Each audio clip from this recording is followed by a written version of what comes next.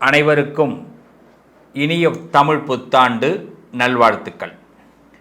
பராபவ வருஷம் ரொம்ப சிறப்பாக உங்கள் எல்லாருடைய வாழ்க்கையிலும் பரிபூரணமான ஆனந்தத்தை கொடுக்கட்டும் அப்படிங்கிற மிகப்பெரிய நம்பிக்கையோடு உங்களை நான் சந்திக்கிறேன். நிச்சயமாக நான் இந்த இடத்துல ஒரு விஷயத்தை பதிவு பண்ணுறேன். என் உறவுகளாகிய நீங்கள் இந்த வருஷத்தில் நிச்சயம் நீங்கள் நினைக்கிற ஒரு சபையை பார்க்க முடியும். நீங்கள் நினைக்கிற ஒரு வாழ்க்கைக்குள் போக முடியும்.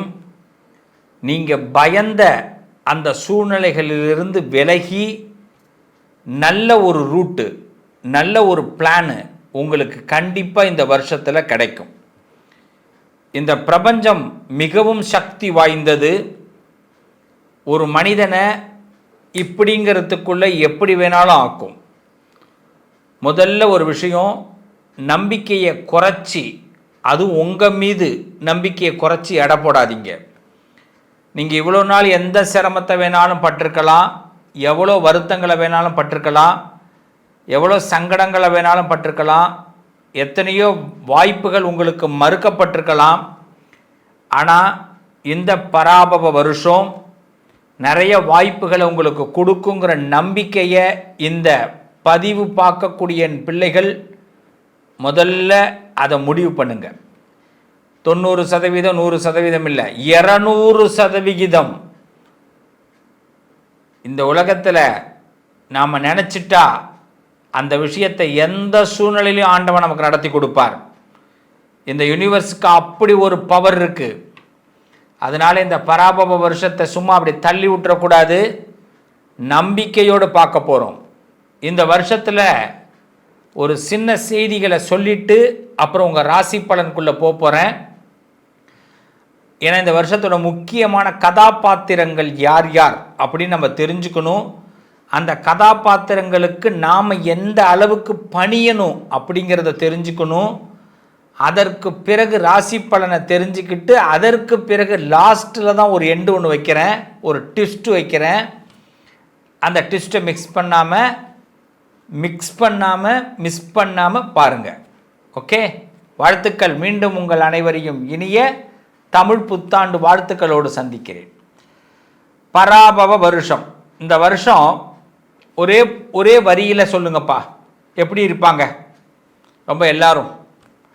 இந்த வருஷத்தினுடைய முன்பகுதி கொஞ்சம் மழை குறைந்து கொஞ்சம் அளவு பிறகு அதிகமாக பெய்யும்.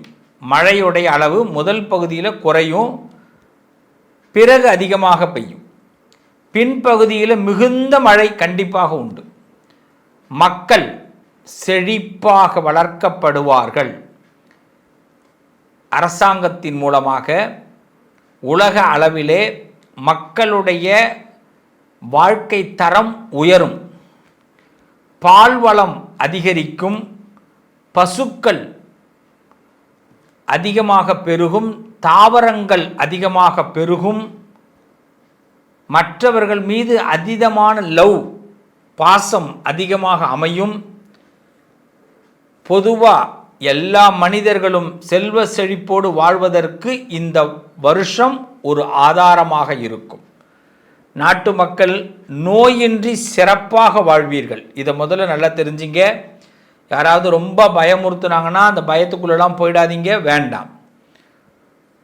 அடுத்து ரொம்ப முக்கியம், இந்த வருஷத்துடைய ராஜாவாக, இந்த பராபவ வருஷத்துடைய ராஜாவாக குரு வருகிறார். இந்த குரு ராஜாவாக இருக்கிறதுனால ஆன்மீகம் தழைக்கும். வங்கி ரொம்ப சிறப்பாக செயல்படும். நீதி நெறிமுறைகள்லாம் சிறப்பாக இருக்கும். நிறைய பேருக்கு உரிய தீர்ப்புகள் கிடைக்கும். எதிர்பார்க்குற தீர்ப்புகள்லாம் நீதி கண்டிப்பாக நமக்கு கிடைக்கும். வங்கியில் புதிய திட்டங்கள்லாம் நிறைய கொண்டு வருவாங்க. மந்திரியாக செவ்வாய், கொஞ்சம் தீ விபத்துகள் ஏற்பட அதிகமாக வாய்ப்பு இருக்குது, அதில் கொஞ்சம் கவனமாக இருக்கணும். சில இடங்களில் எதிர்பார்த்த மழை குறைவாக இருக்கும். மந்திரியாக செவ்வாய் அமைகிறார். அர்காதிபதியாக சந்திரன், அதனால் அந்த சந்திரன் அர்காதிபதியாக இருக்கிறதுனால நல்ல மழை பொழிந்து விளைச்சல் அதிகரிக்கும். விலைவாசிகள் நிச்சயமாக குறையும். சஸ்யாதிபதியாக சுக்கிரன் அமைகிறார். அதனால் புஷ்பங்கள்லாம் பூக்கள் அதிகமாக விளையும், வாசனை வஸ்துக்கள் அதிகரிக்கும். நிறைய பேர் சென்டெல்லாம் நிறைய யூஸ் பண்ணிக்கிறதுக்கு சான்ஸ் நிறையா வரும். சேனாதிபதியாக சந்திரன், பெண்கள் பல துறைகளில் ஆதிக்கம் செலுத்துவீர்கள். மக்கள் ரொம்ப சுகமாக வாழப்போகிறோம். ரசாதிபதியாக சூரியன், நூதனமான எண்ணெய் உற்பத்தி அதிகமாவதால் விலை குறையும். இப்போ இந்த எண்ணெய் பிரச்சனை நடந்துக்கிட்டு இருக்கு இல்லைங்களா, அது நூதனமாக இந்த உற்பத்தி ஆரம்பிக்க போகிறாங்க. தானியாதிபதியாக புதன், மழை புயல் சேதங்களால் தானிய உற்பத்தி சற்று குறையும் மழை காலத்தில். மேகாதிபதியாக சந்திரன், காலத்தில் மழை பொழிந்து நீர்நிலைகள் நிரம்பும், விவசாயம் செழிக்கும். நீராசாதிபதியாக சுக்கிரன், திடப்பொருட்கள் உற்பத்தி அதிகரிக்கும், பட்டு ஜவுளி உற்பத்தியெல்லாம் அதிகரிக்கும். மக்களுக்கு ஆடம்பரத்தின் மீது அதிகமாக எண்ணங்கள் உருவாகும். இந்த என்ன சொல்லுவாங்க, எல்லாம் ஆன்லைனில் ஆர்டர் அதிகமாக போடக்கூடிய வாய்ப்புகள்லாம் இந்த வருஷத்தில் அதிகரிக்கும். ஸோ இந்த வருஷம் சிறப்பான வருஷம். அந்த நம்பிக்கையோடு, இன்னும் சொல்லப்போனால் குழந்தைங்களுடைய படிப்பு இந்த வருஷத்தில் அதீதமாக நல்ல முன்னேற்றத்தை கொடுக்கும். குழந்தைங்கள்கிட்ட இருக்கக்கூடிய நல்ல பண்புகள் மேலோங்கும். ஒழுக்க சீலர்களாக குழந்தைகள் எல்லாம் வெளியில் வருவாங்க. தப்புகள் குறையும். இந்த வருஷத்தை பொறுத்தவரை ரொம்ப அருமையான வருஷம். அந்த நம்பிக்கையோடு வாங்க ஒவ்வொரு ராசிக்குள்ளேயும் போக போகிறோம். கோர்ட்லலாம் முதல்ல என்ன பண்ணுவாங்கன்னா, நம்ம புத்தகத்தை வச்சு சொல்லுவாங்க, சொல்வதெல்லாம் உண்மை சொல்லுவாங்கள்ல, உண்டா? அதே மாதிரி தான் தினசரி நம்ம மனசாட்சிக்கிட்ட கேட்டுக்கணும். நான் இன்று செய்வதெல்லாம் உண்மை, நான் இன்று பேசுவதெல்லாம் உண்மை. அப்புறம் சாயந்தரம் மனசாட்சிகிட்ட சொல்லணும், இன்றைக்கி நான் இவனையெல்லாம் காயப்படுத்தி விட்டேன், இன்றைக்கி இவனையெல்லாம் கொஞ்சம் சங்கடப்படுத்தி விட்டேன், இன்றைக்கி இவனையெல்லாம் கொஞ்சம் வருத்தப்படுத்திட்டேன் அப்படின்னு மனசாட்சிக்கிட்ட சொல்லணும். அப்போ இந்த மனசாட்சி சொல்லும், டோன்ட் ஃபீல். நீ எப்போ உணர்ந்துட்டியோ அதுக்கு பிறகு உனக்கு அந்த பாவ கணக்கில் வராது, புண்ணிய கணக்கு வந்துருச்சு. இப்படி தான் பல பாவங்களை புண்ணிய கணக்காக மாற்றக்கூடியவர்கள் கன்னிராசிக்காரர்கள். கன்னிராசிக்காரவங்க முதல்ல ஒரு விஷயத்தை பேசும்போது அவங்களால மைண்டில் தெரியாது. சில இடங்களில் டக்குன்னு கோவமே பட்டுருவாங்க. சில நேரங்களில் வார்த்தையை டக்குன்னு கூட விட்டுருவாங்க. ஆனால் ஒரு காலகட்டத்துக்கு பிறகு என்ன ஆகும்னா, அச்சோ இந்த இடத்த மிஸ் பண்ணிட்டோமோ, இவங்ககிட்ட இப்படி பேசிடக்கூடாதோ, சரிப்போ இதுக்கு என்ன ஒரு எக்ஸ்கியூஸ் கேட்டுரும். அதுதான் கன்னிராசி. உடனடியாக இப்படியெல்லாம் எப்படிங்க தோணுது? மறக்கக்கூடிய குணம், மறந்துடுறது ரொம்ப நல்லது. ஆழ்மனசில் சில விஷயத்தை மறக்க முடியாது, அது வலி, பெயின், அது நம்மளுடைய புதைஞ்சு போகட்டும். இந்த பராபவ வருஷத்தில் நம்மளுடைய வாழ்க்கையில் இதுவரைக்கும் உங்களை யார் சங்கடப்படுத்தியிருந்தாலும், துன்புறுத்தி இருந்தாலும், வருத்தப்பட வச்சுருந்தாலும், யார் ஏமாற்றியிருந்தாலும் எல்லாத்தையும் மறந்துடுங்க. ஆனால் அவங்க ஏற்படுத்தின வலியை மறக்க முடியாது, நான் இல்லைன்னு சொல்லலை. ஆனால் இது இப்போ மறக்கிறது எதுக்கு தெரியுமா? நம்மளும் ஒரு பெரிய மனுஷனாக ஆக போகிறோம்.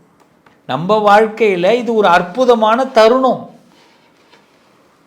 மறப்பவன் மன்னிப்பவன் மகானாகிறான் இல்லையா? கரெக்டு தானே? பாருங்க, இப்போ சனி இந்த வருஷத்தில் 7ஆம் இடத்துல கனெக்ட் ஆகி உள்ளே போயிட்டுருக்காரு. இந்த குரு பகவான் பாருங்கள் 11ஆவது வீட்டில் உள்ளே வராரு ஜூன் 2. இப்போ ஆல்ரெடி 10ல் இருக்கார். ஆல்ரெடி பதவியெல்லாம் தட்டி தூக்கிட்டார். சில பேருக்குலாம் என்ன நடக்க போகுதுன்னு தெரியல, என்ன வச்சுருப்பாங்களா வச்சுருக்க மாட்டாங்களா, தூக்கிடுவாங்களா அப்படின்லாம் நினச்சவங்கெல்லாம் ஓரளவுக்கு பேலன்ஸ் பண்ணி வந்துட்டோம். 11ஆம் இடத்துக்கு லாபத்தை கொடுக்குறாரு. திருப்பி என்ன பண்ணுறாரு, அக்டோபர் மாதம் 10ஆம் தேதி 12ஆம் இடத்துக்கு போயிடுறாரு. திடீர்னு என்ன ஆகும் அப்படின்னா, சில விரயங்கள். ஆண்டவன் 10 ரூபா முதல்ல கொடுத்துருப்பான். ஜூன் மாதம் 2ஆம் தேதி 10 ரூபா பணத்தை கொடுத்துருப்பான், ரொம்ப சந்தோஷம். அக்டோபர் மாதம் 10ஆம் தேதி பார்த்தீங்கன்னா திடீர்னு ஜூன் 2ஆம் தேதி 10 ரூபா பணத்தை கொடுத்தவன் அக்டோபர் 10ஆம் தேதி அன்றைக்கி பார்த்தீங்கன்னா டப்புன்னு 10 ரூபாய்க்கு செலவு கொடுப்பான். ஃபீல் பண்ணாதீங்க, ஒரு பிரச்சனையும் கிடையாது. அவன் கொடுத்ததே செலவு பண்ணுறதுக்கு தான். அதை விட்டுட்டு அதை சேர்த்து என்ன பண்ண போகிறோம்? நம்ம சேர்க்கணும்னு நினைக்கிறீங்களா? சேர்க்கணும்னு நினைக்கிறீங்கன்னா சேர்க்கலாம், ஆனால் அதுக்கு டைம் எடுக்கும். ஏன்னா கன்னிராசிக்கு இப்போது 7ஆம் இடம் 8ஆம் இடத்துல சனி கனெக்ட் ஆகி போயிட்டுருப்பார். இது நிறைய அனுபவத்தை கொடுத்து உங்கள் பேங்க் பேலன்ஸ் ஏற்றுவார். வெயிட் பண்ணுங்கள், நமக்கு வாய்ப்பு இருக்குது. ஆனால் இது எல்லாம் தற்காலிகம். அப்போ திடீர்னு சுபகாரியங்கள் நடத்துறது, குடும்பத்தில் நல்ல பேர் வாங்குறதுக்காக கொஞ்சம் செலவு பண்ணுறது, இதெல்லாம் இப்போ கன்னிராசி குரு பகவானால் ஏற்படுத்துகிறார். இவர் என்ன பண்ணுறாரு, திடீர்னு பிப்ரவரி மாதம் 13ஆம் தேதி அன்றைக்கி மீண்டும் 11ஆம் இடத்துக்கு போயிடுறார். அப்போ செலவு குறைஞ்சிரும், திருப்பி லாபம் வந்துடும். பிப்ரவரி மாதம் 13ஆம் தேதியிலேருந்து குரு பெரிய நண்பர்கள், அரசியல்வாதிகள், குருமார்கள் இவங்க மூலமாக உங்களுக்கு பெரிய ஹெல்ப்பை கொடுக்க போகிறாங்க. ஏறத்தாழ அந்த தனிமையாக இருக்காங்க பார்த்தீங்களா கன்னிராசிக்காரவங்க, நான் தனிமையாக இருக்கேங்க, இண்டிவிஜுவலாக இருக்கேங்க, என் வாழ்க்கையில் ஒரு பெரிய செட்டே கிடைக்கலைங்க, ஒரு நல்ல நண்பர்களை பார்க்க முடியல, நிறைய இழந்துருக்கிறேன், வருத்தப்பட்டுருக்கிறேன், என்ன சார் இது அப்படின்னா, உங்களுக்கு யாராவது இணக்கமாக அன்பாக ஒருத்தவங்க கண்டிப்பாக ஹெல்ப் பண்ணுவாங்க. எனக்கு ஒரு நண்பர் அடிக்கடி ஃபோன் பண்ணுவார். நல்ல மனிதர்கள், ஒரு நண்பர்லாம் இல்லை, நிறைய நண்பர்கள் இருக்காங்க. ஆனால் எல்லாம் ஆன்லைன் நண்பர்கள் தான், பயப்படாதீங்க. இவங்களே அவங்களோட வேலையை என்னென்னா, மனசு எப்பெல்லாம் சங்கடப்படுதோ எனக்கு அப்பாயின்மெண்ட் வாங்கி பேசுவாங்க. என்ன சார் பேசுகிறீங்க, ஏதாச்சும் கேள்வி இருக்குங்க சார்? கேள்வியெல்லாம் ஒன்றும் இல்லை சார், உங்கள்கிட்ட பேசணும் போல பேசினேன். என்ன சார் ஏதாவது கேள்விக்கு சார், எனக்கு கில்ட்டாக இருக்குது சார் அப்படின்னு. இல்லை சார் நான் தெளிவாயிட்டேன் சார் அப்படின்வாங்க. என்ன தெளிவு பண்ணேன், என்ன தெளிவு கொடுத்தேன், அது எனக்கே தெரியாது. அப்போ அவங்களுக்கு என்ன தேவைப்படுது அப்படின்னா, அவங்க சொல்ல வேண்டியதை அவங்க சொல்ல வேண்டியதை யாரும் கேட்கறதுக்கு விரும்பலை. அப்படி கேட்குறவங்க என்ன பண்ணுறாங்கன்னா, அவங்களுக்கு ஆப்போசிட்டாக பதில் சொல்லிகிட்டு இருக்கிறாங்க. அதனால் அவங்க அடுத்த கட்டத்துக்கு போக முடியல. இப்போ அவங்க என்னைய மாதிரி ஒரு ஆளை தேர்ந்தெடுக்கிறாங்க, பேசுகிறாங்க, அதில் அவங்களுக்கு ஒரு கெயின் கிடைக்குது. அதனால தான் அவங்க அப்பாயின்மெண்ட் வாங்கி பேசுகிறாங்க. பிரச்சனை அப்பாயின்மெண்ட் இல்லை, அவங்களுக்கு இப்போ கிளாரிட்டி கிடச்சிருது. இப்போ கன்னிராசிக்கு அதே மாதிரி ஏதாவது ஒரு சூழ்நிலைகளில் ஒரு நண்பர்கள் கிடைப்பாங்க, உங்களுக்கு கிளாரிட்டி கிடைக்கும். இது ஒரு நல்ல வாய்ப்பு. ராகு பகவான் 5ஆம் இடத்துல, கேது பகவான் 11ஆம் இடத்துல இருக்கிறார். எப்போ? நவம்பர் மாதம் 13ஆம் தேதிக்கு பிறகு. இந்த ராகு 5ல் வரார், பூர்வீக புண்ணியஸ்தானம்னு சொல்லுவாங்க. கேது 11ல் போகிறார். வீட்டில் பெரியவர்களோட உடல்நலங்களை நம்ம கொஞ்சம் பார்த்துக்கணும். யாருக்காவது கொஞ்சம் உடம்பு சரியாமல் போகிறது, உடல்நலங்களை பற்றி கொஞ்சம் பார்த்துக்கிறது, கேர் எடுத்துக்கிறது, ஆஸ்பத்திரி சம்மந்தமான விஷயங்களில் கொஞ்சம் கவனமாக இருக்கிறது நல்லது. இன்னும் சொல்லப்போனால் பூர்வீக சம்மந்தமாக ஏதாவது நமக்கு நல்லது நடக்கணும்னு நீங்கள் ஆசைப்பட்டால் இப்போ நீங்கள் பெரியவங்கள்ட்ட பேசுகிறது நல்லது. சொத்துக்கத்து இருந்ததுன்னா பிரிக்கிறதா இருக்கட்டும், சொத்து வாங்கிறதா இருக்கட்டும், நல்ல எப்பயுமே ஒரு விஷயத்தை நல்ல நேரத்தில் பேசினா நல்லாயிருக்கும். ஒரு மனுஷன் கஷ்டப்பட்ட பிறகு அவங்ககிட்ட போய், ஒரு அப்பா கிட்ட போய் பையன் சொத்து கேட்குறான். இப்போ ராகு 5ல் இருக்கும்போது, கேது 11ல் இருக்கும்போது கேட்டால் சப்போர்ட்டிங்காக அவர் கொடுத்துருவார், சரிப்பா எடுத்துக்கோ அப்படின்னுவார். அதே இப்போ ராகு 5 முடிவுக்கு வரும்போது ஒரு உடம்பு சரியாமல் போயிடுதுன்னு வச்சுங்க, அப்போ போய் சொத்து கேட்குறாருன்னா என்ன ஆகும்? பையன் நேரம் பார்த்து கேட்குறான் பாரு. கேட்பாங்களா கேட்க மாட்டாங்களா? இப்போ ஆரம்பத்தில் என்ன பண்ணிடணும், இதுதான் இப்போ அதுக்கு தான் அந்த பதிவு பார்க்குறோம். உங்களுக்கு இப்போ என்ன தேவை, குடும்பத்தினால் ஏதாவது நல்லது நடக்கும்னு நினச்சிங்கன்னா அந்த குடும்ப உறுப்பினர்களோட டைப் ஆகுங்க, உண்மையாகுங்க, பொய்யா வேண்டாங்க. பணத்துக்காகவும் காசுக்காகவும் உறவுகளை ஏமாத்தாதீங்க, அது வேண்டாம், நான் அதை சொல்லலை. உண்மையாக அவங்களோட நெருக்கமாகுங்க, அவங்களுக்கு நம்பிக்கையான ஆளாக மாறுங்க. இந்த நேரத்தில் கன்னிராசிக்காரர்கள் நம்பிக்கையான ஆளாக மாறுவதில் நீங்கள் வல்லமை படைத்தவர்கள். அந்த வல்லமையை இப்போ இந்த இடத்துல பதிவு பண்ணிங்கன்னா உங்களுக்கு லாட் ஆஃப் அமௌண்ட் கிடைக்கும், லாட் ஆஃப் உங்களுக்கு என்ன சொல்லுவாங்க, லேண்டு புண்ணியங்கள் கிடைக்கும். ரொம்ப அருமையான நேரம். ஸோ இப்போ கன்னிராசிக்கு இது ஒரு பெஸ்ட்டு டைம். இந்த வருஷம் கண்மூடித்தனமாக நிறைய நல்ல விஷயங்கள் நடக்க போகுது. அப்படி கண் மூடி திரும்பி பார்க்கறதுக்குள்ள ஒரு விஷயம் நடக்கும். நிறைய பேரை சந்திக்க போகிறீங்க, என்ஜாய்மெண்ட்டாக பயணங்கள் நடக்க போகுது, வருமானங்கள் உயரப்போகுது. என்ஜாய் பண்ணுங்க, வாழ்த்துக்கள். என்ன உறவுகளே, இந்த பராபவ வருஷத்தில் எப்படியெல்லாம் கிரகங்களுடைய மாற்றம் இருக்குங்கிறத சொல்லியிருக்கிறேன். எந்தெந்த கிரகங்கள் எந்தெந்த பதவிக்கு வராங்கங்கிறத முன்னாடி சொன்னேன். இதுக்கெல்லாம் சேர்த்த மாதிரி பரிகாரங்கள் என்ன பண்ணணுங்கிறதா முக்கியம். முதல்ல பராபவ வருஷத்தில் முதல் பரிகாரம் 12 ராசியும் எப்படி இருக்கணும் அப்படிங்கிறத சொல்லிடுறேன். நம்பிக்கையோடு முதல்ல இருங்க. சின்ன சின்ன சந்தர்ப்பங்கள் மிஸ் பண்ணாதீங்க. உங்களுக்கான அடுத்த தகுதியை இந்த வருஷம் கண்டிப்பாக கொடுக்க போகுது. தேதியிட்டு வச்சுக்கலாம். ஏப்ரல் 14லிருந்து நாம் நினைக்கிற மாதிரி ஏதாவது அசம்பாவிதங்கள் எதுவும் நடக்காது. ஆனால் அதுக்காக அசம்பாவிதமே நடக்காதுன்னு நினச்சி இருக்கக்கூடாது. நம்ம நினைக்கிறது நம்மளுடைய கடமை, அது மாறி நடக்கிறது அதோட வேலை. காலம் நிறைய கட்டாயங்களை மாற்றி செய்ய போது, அதுக்கு ரொம்ப தயாராக இருங்க. நீங்கள் செய்ய வேண்டியது மேக்சிமம் இந்த காலகட்டத்தில் வாய்ப்புகளை தவற விடாதீங்க. 1. 2வது, யதார்த்தமாக பேசுங்க. யாருக்கிட்டையுமே இந்த வருஷத்தில் ஜோடனையோடு யாருமே பேசாதீங்க. ஜோடனை வேண்டாம். ஜோடனைன்னா என்ன? இப்போது ஹிந்தி தெரியுமான்னு என்ன ஒருத்தர் வந்து கேட்குறார். சார் தெரியாது சார். அவ்வளவுதான். கற்றுப்பீங்களான்னு கேட்குறார். கண்டிப்பாக முயற்சி பண்ணுறேன் சார். ஆனால் இப்போதைக்கு பண்ணுறதுக்கு வாய்ப்பு குறைவாக இருக்குது சார். கட்டாயமாக ஹிந்தி கற்றுக்கணும்னு நீங்கள் சொன்னீங்கன்னா நான் கற்றுக்கிறேன் சார். இதுதான் உண்மையான பதில். அதை விட்டுட்டு நான் எல்லாம் தெரியும் சார் எனக்கு, அது இப்போ சொல்லக்கூடாது. இந்த வருஷத்தில் என்ன உண்மை தெரியுதோ அது மாதிரி கம்பல்சரி இந்த வருஷத்தில் நாம் எல்லாரும் ஏதாவது ஒரு டேலண்ட்டை கற்றுக்கணும். இசை சம்பந்தமான டேலண்ட், கலை சம்பந்தமான டேலண்ட், மொழி சம்பந்தமான டேலண்ட்டு, அரசியல் பொலிட்டிக்கல் சம்பந்தமான டேலண்ட்டு, உலக நாடுகள் பற்றிய பொருளாதார டேலண்ட்டு, தங்கம் விலை ஏன் ஏறுது ஏன் இறங்குது, பெட்ரோல் விலை ஏன் ஏறுது ஏன் இறங்குது, ஷேர் மார்க்கெட்னா என்ன, இதை பற்றியெல்லாம் இந்த வருஷத்தில் நம்ம ஒரு அவேர்னஸுக்கு வரணும். சும்மா செல்ஃபோன் அப்படி தள்ளிக்கிட்டே இருக்கிறது கிடையாது.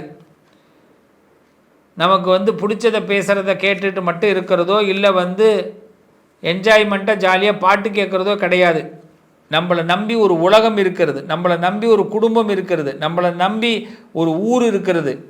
எவனுமே இல்லைனாலும் நம்மளை பெற்றவன் நம்மளை நம்பி இருப்பான், நம்மளை கட்டினவன் நம்மளை நம்பி இருப்பான், நம்ம பெற்றது நம்மளை நம்பி இருக்கோம். இதுக்கெல்லாம் நம்ம ஏதாவது கடன் பட்டிருக்கிறோம். உலக மக்கள் எல்லாரும் சொல்கிற ஒரு வார்த்தை, இந்த நாடு எங்களுக்கு ஏதாவது செய்தி ஆக வேண்டும் அப்படின்னு. ஏன்னா இந்த நாட்டில் நான் பிறந்ததுனால. நாடு கேட்டுதா? நீ இங்கே தான் வந்து பிறக்கணும்னு கேட்கலை, பிறந்துட்டோம். ஆனால் நம்ம சொல்கிற வார்த்தை, இந்த நாடு எனக்கு செய்கிறதுக்கு அதுக்கு உரிமை இருக்குங்கிறோம். அதே மாதிரி தான் நாம் ஒரு வீட்டில் பிறந்திருக்கிறோம்னா அந்த வீட்டுக்கு நம்ம செய்ய வேண்டிய கடமை இருக்குது. அப்போ இந்த வருஷத்தில் நம்ம ஒரு பெரிய சபதம் எடுத்துக்கணும். நம்ம வீட்டில் நமக்கு ஒரு கௌரவத்தை உயர்த்தக்கூடியது தான் இந்த வருஷத்துடைய முதல் வேலை. இதுக்கு நிறைய ஆப்பர்ச்சுனிட்டிஸ் நமக்கு கிடைக்க போகுது. அதான் பராபவ வருஷம். அதனால தான் குரு தலைமைக்கு வந்திருக்கார். ராஜாவா குரு வந்தும் இந்த வருஷத்தை நம்ம வீக்காகிடக்கூடாது. அப்போ நிறைய ஆப்ஷன் கிடைக்க போகுது. உங்களுக்கு ஒரு விஷயமே முடியாது, இவன் இதுக்கு லாயக்கே இல்லை, இவன் இதுக்கு லாயக்கே இல்லை, நம்ம வீட்டில் நம்மளை புறக்கணிச்சிருக்கலாம், அவங்களுக்கு முன்னாடி நம்ம வாழ்ந்து காட்ட போகிறோம். அவங்களுக்கு முன்னாடி நமக்கு அந்த வாய்ப்பை வாங்கி சக்ஸஸ் பண்ணி காட்ட போகிறோம். அரசியலில் முடியாது தம்பின்னு சொன்னால் முடிச்சு காட்ட போகிறோம். அதிகாரத்தில் முடியாதுன்னா முடிச்சு காட்ட போகிறோம். வருமானம் உன்னால் சம்பாதிக்க முடியாதுன்னா வருமானத்தை சம்பாரித்து காட்ட போகிறோம். பரஸ்பரம் எல்லாரும் தைரியத்தோடு இந்த வருஷத்தை நம்ம ஹேண்டில் பண்ண போகிறோம். ஸோ சகலவிதமான செல்வத்தையும் அந்த அன்னை அபிராமியும் உங்கள் குலதெய்வமும் அந்த இஷ்ட தெய்வமும் உங்களுக்கு கொடுக்க போகிறாங்க. ஸோ இந்த வருஷத்தை பொறுத்த வரைக்கும் ஏறத்தாழ ஏற்றம் மிகுந்த வருஷமாக 12 ராசிக்கு இருக்கும். அப்போ நம்ம செய்ய வேண்டியது என்ன? தினசரி நம்ம காலையில் விநாயகரை வழிபாடு செய்வோம். ரொம்ப முக்கியம் அதுதான், விநாயகரை வழிபாடு செய்வோம்.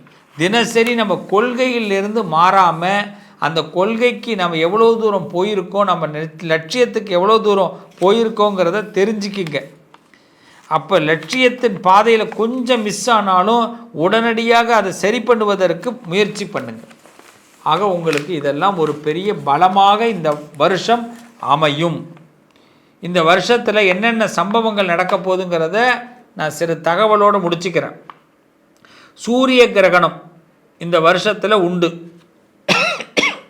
இது வந்து பார்த்திங்கன்னா இந்த பராபவ வருஷத்தில் 2 சூரிய கிரகணங்கள் 2 சந்திர கிரகணங்கள் சம்பவிக்குது. ஆனால் இந்த 4 கிரகணங்களும் பாரதத்தில் எந்த பகுதியிலும் தெரியாது. அதனால் எனவே சாந்திகள்லாம் செய்து கொள்ள வேண்டிய அவசியம் இல்லை. அந்த மற்ற நாடுகளில் தெரியும். அந்த மற்ற நாடுகளில் இருக்கக்கூடிய என் உறவுகளுக்கு, நண்பர்களுக்கு அந்த சூரிய கிரகணம் சந்திர கிரகண காலகட்டத்தில் நான் பதிவு போடுகிறேன், அப்போ பாருங்கள். அடுத்தது, இந்த காலகட்டத்தில் குரு பயிற்சி நடக்கிறது, குரு அதிசார பயிற்சி நடக்கிறது, ராகு பயிற்சி, கேது பயிற்சி நடக்கிறது. ஸோ இப்போ இதெல்லாம் உங்களுக்கு ஒரு நல்ல நேரம். அடுத்தது, இந்த வருஷத்தை பொறுத்த வரைக்கும் கந்தாய பலன் அப்படின்னும் போது நமக்கு அஸ்வினி நட்சத்திரத்தில் பிறந்தவர்கள் முதல் 4 மாதம், கடைசி 4 மாதம் மிக சிறப்பாக இருப்பீங்க. பரணி நட்சத்திரத்தில் பிறந்தவர்கள் இந்த வருஷம் முழுமையாக சிறப்பாக இருப்பீங்க. கிருத்திகை நட்சத்திரத்தில் பிறந்தவர்களுக்கு இந்த வருஷம் முழுமையாக சிறப்பு இருக்கும். ரோகிணி நட்சத்திரத்தில் பிறந்தவர்களுக்கு முதல் நாளும் கடைசி நாளும் சிறப்பாக இருப்பீங்க. மிருகசீர்ஷ நட்சத்திரத்தில் பிறந்தவர்களுக்கு முதல் 8 மாதம் சிறப்பாக இருக்கும். திருவாதிர நட்சத்திரத்தில் பிறந்தவர்களுக்கு இந்த வருஷம் முழுமையாக சிறப்பாக இருக்கும். புனர்பூச நட்சத்திரம் முதல் 4 மாதம், கடைசி 4 மாதம் சிறப்பாக இருப்பீங்க. பூச நட்சத்திரம் கடைசி 8 மாதம் சிறப்பாக இருப்பீங்க. ஆயில்ய நட்சத்திரம் முழுமையாக இந்த வருஷம் சிறப்பாக இருப்பீங்க. மக நட்சத்திரம் முதல் 4 மாதம் சிறப்பாக இருப்பீங்க. பூர நட்சத்திரத்தில் இந்த வருஷம் சிறப்பு. உத்திரம் சிறப்பு. அஸ்தத்தில் முதல் நாள் கடைசி 4 மாதம் சிறப்பாக இருப்பீங்க. சித்திரை சிறப்பாக இருப்பீங்க வருஷம் முழுக்க. சுவாதி நட்சத்திரத்தில் பிறந்தவர்களுக்கு முதல் 4 மாதம் சிறப்பாக இருப்பீங்க. விசாக நட்சத்திரம் கடைசி 4 மாதம் சிறப்பாக இருப்பீங்க. அனுஷ நட்சத்திரம் இந்த வருஷம் முழுமையாக வெற்றிகள் கிடைக்கும். கேட்ட நட்சத்திரம் முழுமையாக வெற்றிகள் கிடைக்கும். மூல நட்சத்திரம் முதல் 4 மாதம், கடைசி 4 மாதம் வெற்றி கிடைக்கும். பூராட நட்சத்திரம் முதல் 8 மாதம் சிறப்பாக இருக்கும். புத்திராட நட்சத்திரம் இந்த வருஷம் முழுமையாக வெற்றி கிடைக்கும். திருவோண நட்சத்திரத்தில் முதல் 4 மாதம், கடைசி 4 மாதம் வெற்றி கிடைக்கும். அவிட்ட நட்சத்திரம் இந்த வருஷம் முழுமையாக வெற்றி கிடைக்கும். சதய நட்சத்திரத்தில் கடைசி 8 மாதம் சிறப்பாக இருக்கும். பூரட்டாதி நட்சத்திரம் முதல் 4 மாதம் சிறப்பாக இருக்கும். உத்திரட்டாதி நட்சத்திரமும் ரேவதி நட்சத்திரமும் இந்த வருஷம் சிறப்பாக இருக்கும். நீங்கள் இப்போ கேட்கலாம், இந்த இடையில சிறப்பாக இருக்காது, நீங்களே ஏதாவது பயமானு. அதெல்லாம் ஒன்றும் இல்லை. அந்த காலகட்டத்தில் இறை நாமத்தை அதிகமாக சொல்ல வேண்டும். பெரிய அளவில் பெரிய முயற்சிகளை அந்த இடத்துல எடுக்க வேண்டாம். ஆக இந்த வருஷத்தை பொறுத்தவரை மேஷத்திற்கும் விருச்சகத்திற்கும் ஆதாயம் 11, விரயம் 5. ரிஷபத்திற்கும் துலாத்திற்கும் ஆதாயம் 5, விரயம் 5. மிதுனத்துக்கும் கன்னிக்கு ஆதாயம் 8, விரயம் 11. கடகத்திற்கு ஆதாயம் 8, விரயம் 2. சிம்மத்திற்கு ஆதாயம் 5, விரயம் 5. தனுசுக்கும் மீனத்திற்கும் ஆதாயம் 14, விரயம் 11. மகரத்திற்கும் கும்பத்திற்கும் ஆதாயம் 2, விரயம் 8. இப்படி தான் இந்த வருஷத்துடைய காலகட்டம் அமைகிறது. ஸோ பஞ்சாங்க படலத்தை முழுமையாக உங்களுக்காக நான் இந்த பதிவில் கொடுத்துருக்கிறேன். இந்த பதிவு கொஞ்சம் லென்த்தாக இருக்கும், ஆனால் ஸ்கிப் பண்ணாமல் பாருங்கள். முடியலன்னா இன்னொரு தடவை பாருங்கள். கண்டிப்பாக நல்ல பலன்கள் ஏற்படும். இந்த பஞ்சாங்க பலனை கேட்பவர்களுக்கு பாவங்கள் விலகும், நல்லது நடக்கும். உங்கள் அதிர்ஷ்டத்திற்கான தீர்வு: கல்வி, பதவி, யோகம், தொழில் வளர்ச்சி பெருக. ஜாதகம், வாஸ்து, திருமண பொருத்தம் பார்க்கவும், பிரசன்னம் கேட்கவும். Positive lion doctor Sivasri Manikanda Sivam. தொடர்பு கொள்ள வேண்டிய வாட்ஸ்அப் எண் 7904137178.